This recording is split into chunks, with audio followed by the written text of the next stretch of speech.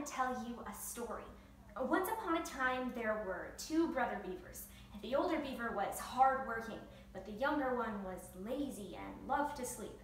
When they built their dams, the older beaver put in a week's worth of work to make sure his dam could withstand anything, while the younger beaver threw his together with the first materials that he could find.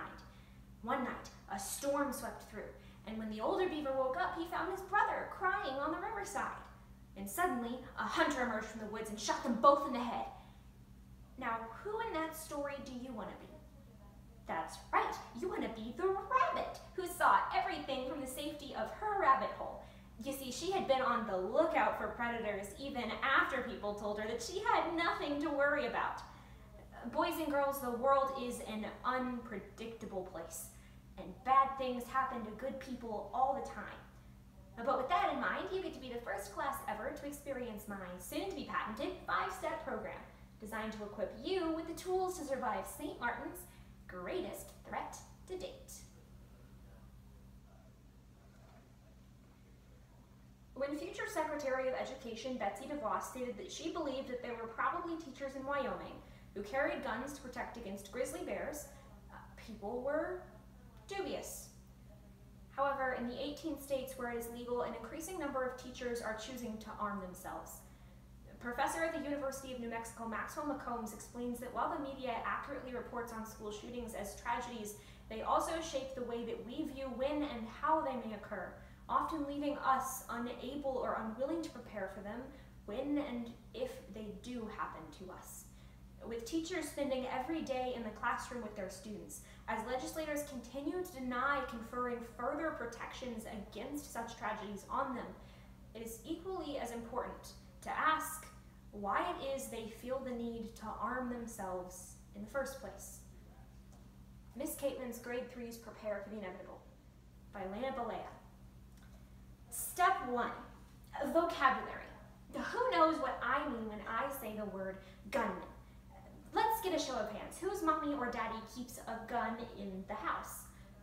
We all know Rebecca's daddy owns a hunting rifle. So all Rebecca has to do is bring her gun to school and all of a sudden she's a real-life gunman.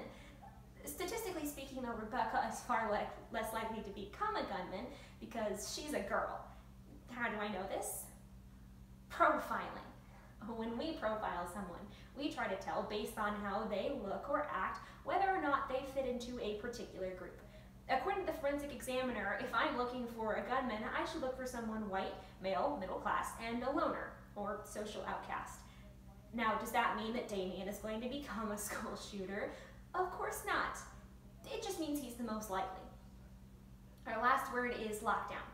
A lockdown is a procedure that keeps people in a building safe from an outside threat. But our principal, Mr. Christopher, thinks that lockdowns create a climate of fear. So, of course, we've never had one. Step 2, history, or a brief history of school shootings. Now, I know some of you find history kind of boring, so I've tried to jazz it up a little bit. Are you ready? Okay. April 20th, 1997. Sup, bros? I'm Eric Harris. And I'm Dylan Klebold. We're seniors at Columbine High School. We shoot 15 people before killing ourselves. December 14th, 2012. I'm Madam Lanza. At 20, I shoot my mother, drive to Sandy Hook Elementary School, kill 20 students and 6 teachers. You see, boys and girls, this last one happened at an elementary school just like St. Martin's. I don't tell you any of this to scare you. You just have to know that every time you set foot in this building, you're taking a risk. Step 3, reflect and assess. Look at this place. 2 words, death trap. We have Carl, and I know you all love Carl. He knows everyone's names and comes to all the school plays, but he was also hired to do a very specific job, which is kind of hard to do while you're sleeping.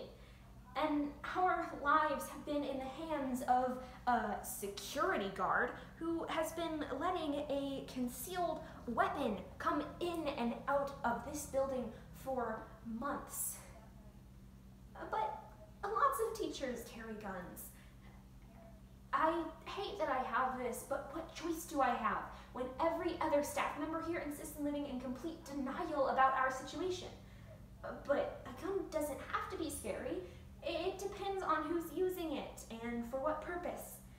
As long as everyone is being very, very careful, everything will be fine. Do you all remember yesterday's assembly in the gym where Police Officer Randy was presenting and Miss Caitlin kept asking Police Officer Randy questions about police response times and got annoyed when he wouldn't answer them, so Carl tried to escort Miss Caitlin out of the gym, but Miss Caitlin didn't like that, so she said, "Fuck off, Carl."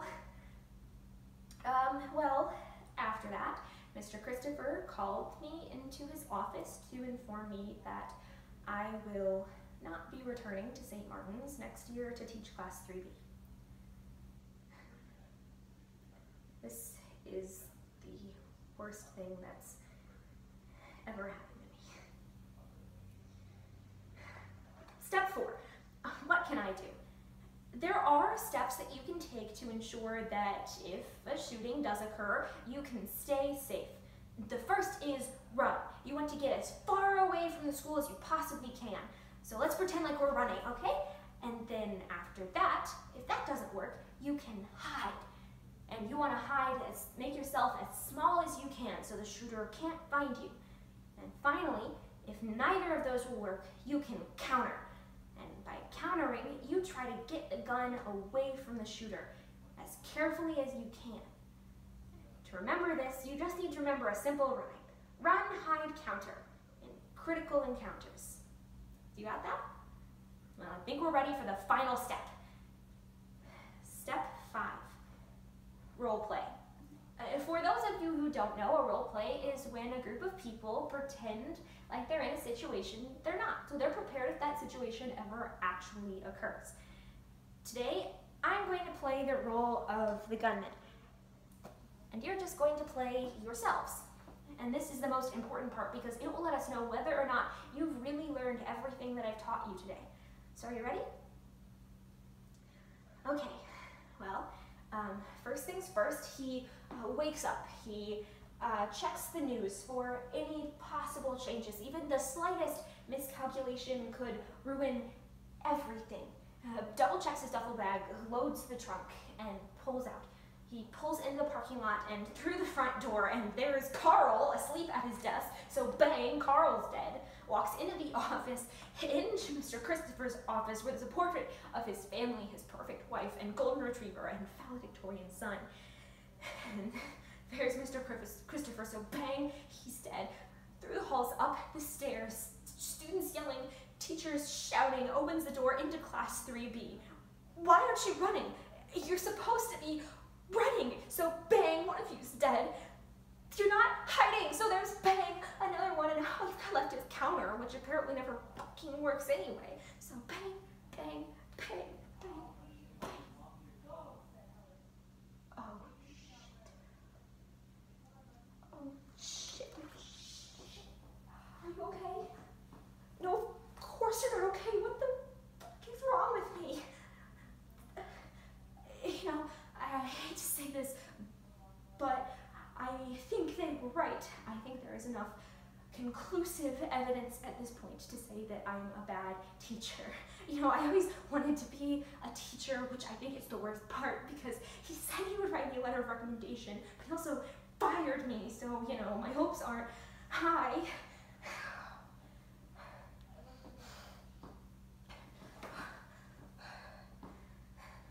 You know, this is probably the last time we're ever going to see each other.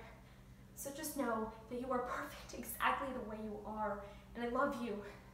And please, don't be afraid.